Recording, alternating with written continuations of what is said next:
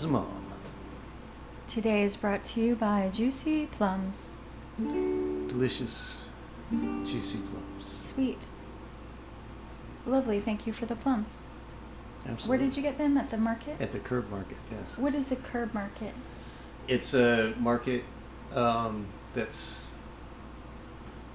on the curb. No, it's like a farmer's market, but it's open like 3 days a week, and people from around the area come in and the they bring Montgomery in their stuff. And farmer's market, kind of. yeah, they call it the curb market. Mm-hmm.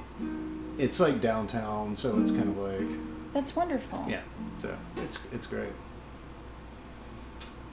As a mom. Yes. So I'm a mom first. I'm also a daughter. Mm-hmm. I'm a sister. Sure. Okay. In that context, at that intersection, Mm-hmm. you would think that I would have more empathy for my own mother, knowing what my teenagers... You're right. Well, Julio's 20 now, but knowing what my teenagers have been like challenging. And I don't. So I don't know why that's not translating, but I'm working on that, to have more empathy for my mother as a mom. For Hilaria, I relate to her in some ways as a friend and a fellow mom. And the parasocial relationship goes one way. So clearly she doesn't know who I am. Sure. If you're checking in on this show, Hilaria, hi. There's still time for redemption. This is your redemption song. That's enough time. So she's exploiting her sons, her daughters. She seems to be sexualizing her 10-year-old daughter, putting her in full faces of makeup and then claiming that Carmen did her own makeup and did her makeup as well. These bizarre lies. And saying, oh, well, look at how good she is at makeup. While this child is paraded in public in cut-off shirts and short shorts. Yeah. A 10-year-old. What did you think of when you saw the picture of her holding the 4? Meaning it was the first day of 4th grade. I mean, yeah, it's a bit strange. It's a bit too young for it to be shared on her widely seen social media. Yeah, it's unnerving. It's strange. It's like why do that? And the answer appears to be attention, potential sponsors, which is more money, more power, and we're all wired to say me more mine, right? Whether it's based on our culture, and if you're listening outside of the United States, I'm so sorry and thank you for listening. Do you have anything you want to say? Yeah, no, and just as... I'm really sorry. Just as someone from the United States, I'm very sorry. And we don't agree. We didn't vote for any of these people. Don't support any of that. No. So, as a friend, as a fellow mom, the first thing I would do is look at my own behavior and say, there was a time where I posted my children's pictures on social media.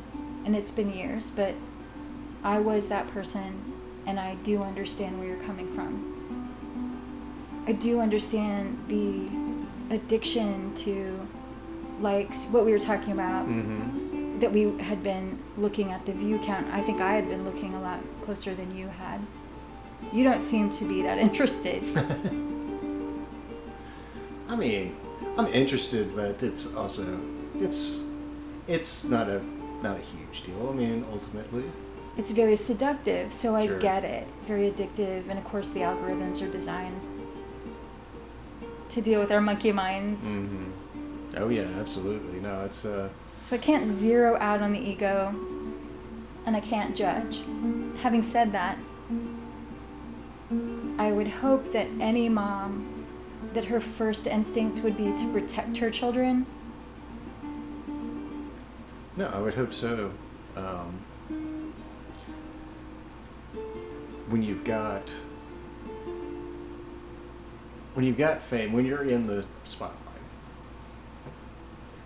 and you have children, several, it does seem like the prudent thing to do to shield them somewhat from that. And I mean, many people do. Many people who are in the spotlight will keep their kids completely out of it. In fact, I think probably most people do. And what sets those people apart? What sets them apart? I mean, You look at a George Clooney and his wife, and they don't do social media. What sets these folks apart? I don't think necessarily it's a bad thing to do social media as an individual, and put whatever you want to put out there of your own. Yeah, and George Clooney stuff. and Amal may have used a surrogate. She may have faked her pregnancy. Right. Nobody knows. But what we do know is that they hide their twins from the spotlight. Right. Yeah, and I think that's fairly common, and oftentimes you'll see that the kids will end up being in the spotlight. It doesn't have anything to do with anything that parents did. It's just it's paparazzi or whatever. And so when we're talking about paparazzi, you'll see a disconnect. And whenever I see a disconnect, I think, okay, somebody is lying somewhere, right? I can usually figure out what's happening, and I'm confused. So my confusion's going to say something's wrong here. And so Hilaria will say, please leave me alone, leave our family alone. But then she'll court the press. She'll be best friends for the paparazzi for a day. And I don't think that part is really uncommon. There are celebrities who are like, hey, I'm going to be out, and I'm going to be wearing this, and why don't you come out and get some photos of me? I think that happens a decent amount. And some folks have claimed that Meghan Markle has done that. Yeah, no, I would. And she's in the spotlight worldwide every week for years. Don't underestimate the royal family. No, even if you said bye to the royal family because they're obviously racist, do not underestimate the power of a Meghan Markle jumpsuit, for example. It'll go across the world. Everything they do is so scrutinized so closely, and they know that, and so they have to find ways to play that, right? I mean, they're fairly expert at it at this point. They've got the best people, I'm sure, in Britain, the best marketing. And Hilaria has the best people, and Alec clearly can afford the best people. All you can think about is, why aren't they listening to these folks? Maybe because of ego, they know better, or do they have people in place to say, don't do that, don't go on the red carpet right after this court situation. Lay low for a while. You do wonder that, and if they get that advice and just ignore it, or if they're just not getting that advice, or they're too into their addiction. There's no stopping them. And we're not necessarily talking about addiction in the way that maybe it's classically treated. For example, you might have something to say about the idea of just cutting back for a month, or just saying, this month I'm not going to do the thing I love to do, as opposed to the 12-step, which would be absolutely not, never. Do you have anything to say about that? Yeah, I mean, it's just different ways of approaching it, right?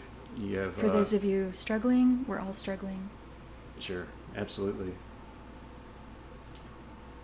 No, it's just different approaches, and there are arguments to be made for either side, I suppose. If you're just complete abstinence, yeah, I get that. That's not going to work for everybody, because some, people are going to try that, and it's just never going to work for them, and then other people, moderation isn't going to work because they can't do moderation. They just literally are not able to do it. So, and so your approach, it felt fresh. What were you doing there? You said, I'm going to go a month abstinence. Yeah, no, I mean, it's not something it's something I've done before. So you're thinking, you know what? I want to pull back here. Mm-hmm. I'm going to pull back and kind of prove to myself that I can do it, kind of thing. And that's part of it. It's a reset. Yeah. And how did you feel after? I mean, I felt good. Man. I went 6 months without sugar once. In my 20s. It's been a long time. Wow. I'm only 27 now. Of course, we're both underwear models. Yes, that's right. And the different approaches to what people call addiction. And again, the reason that I hesitate to use the word addiction is I'd rather say dysfunctional coping. Mm-hmm. Sure. Does that take any of the stigma away? I don't know. But that's what it is. I like this thing too much, and I've always thought, oh, I can't do that. I love it too much. And that, sure. That's yeah. my attitude.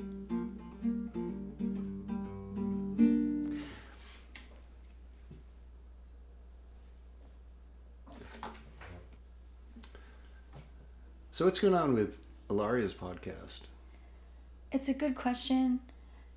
She hasn't done her podcast for a while now. And your next question would be, which one? So she did a podcast with her Nepo baby friend. And her Nepo baby friend is this beautiful blonde. And she's voluptuous and gorgeous and winning. And apparently she distanced herself from Hilaria after all the trouble started.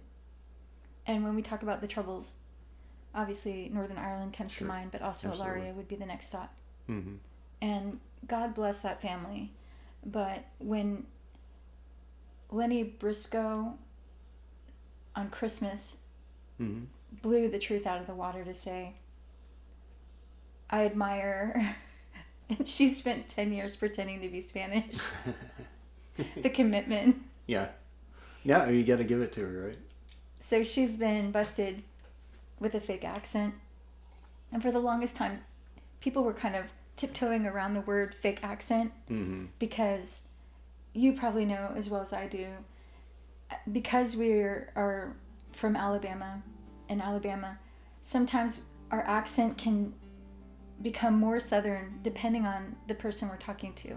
Oh, absolutely. No, I mean, it's a form, I guess, of code switching, right?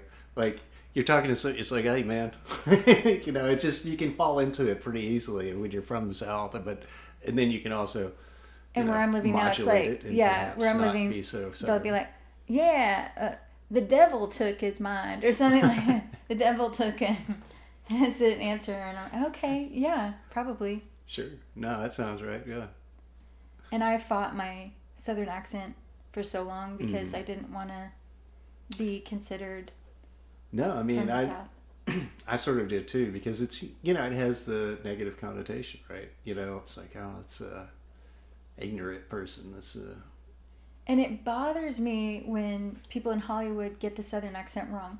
No, for sure. And yeah, if you're from the South, you know how often that happens, because happens. Because there's so many different kinds of Southern accents. No, for sure, yeah. I mean, Julia Roberts got the Southern accent wrong, and she's from Georgia. Right.